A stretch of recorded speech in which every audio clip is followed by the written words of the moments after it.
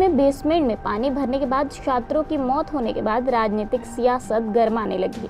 इसके तहत एक और जहां प्रदेश सरकार आरोपी को गिरफ्तार करने व मृतक छात्रों के परिजनों को मुआवजा देने का ऐलान किया है, वहीं दूसरी ओर प्रदेश में इस मामले को लेकर विपक्ष ने भी सरकार को घेरना शुरू कर दिया है।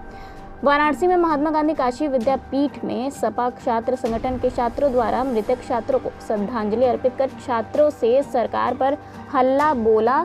छात्रों ने कहा कि सरकार की बड़ी लापरवाही की वजह से छात्रों की जान गई। धरना देने वाले छात्रों ने मृतक छात्रों के परिजनों को 1 करोड़ रुपए मुआवजा देने व परिजनों को सरकारी नौकरी देने की मांग को लेकर सपा कार्यकर्ताओं ने प्रदर्शन किया। छात्रों ने कहा कि यदि सरकार हमारी बातों को नहीं मानती है तो यह हम छात्रों से आह्वान करेंगे कि आगामी समय में बड़ा आंदोलन कर अपने हक की लड़ाई को हम लड़ेंगे।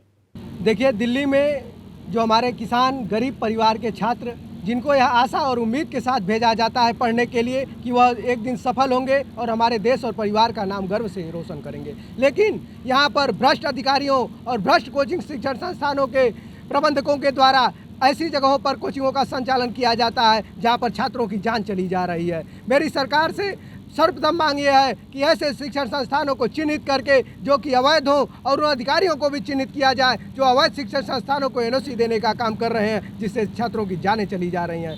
मेरी सरकार से दूसरी यह मांग है कि जो छात्र मृत हुए हैं, 3 छात्रों की मौत हुई है, इसमें प्रत्येक छात्र को 1 करोड़ रुपये और एक सरकारी नौकरी देने का काम करे, जिससे कि कम से कम एक सहानुभूति प्रकट हो।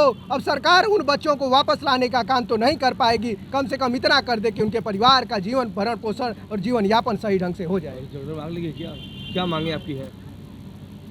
हमारी मांग यही है कि सरकार मृतक छात्रों को 1 करोड़ रुपए का मुआवजा व प्रत्येक छात्र के परिजनों को एक सरकारी नौकरी देने का काम करे, जिससे कि छात्र के परिजनों का भरण पोषण आसानी से हो जाए। क्या करेंगे?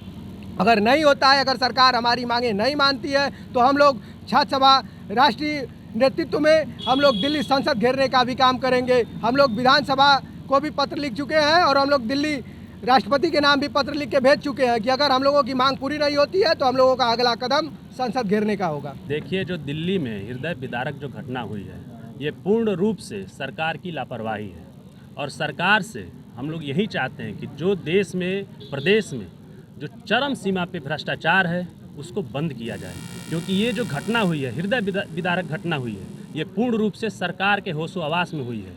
और ये मैं आपको बताना चाहूँगा कि एनओसी जो दिया जाता है वो पूरा जांच करके दिया जाता है। ये कौन सी संस्थान को, कोचिंग संस्थान को एनओसी दिया गया है?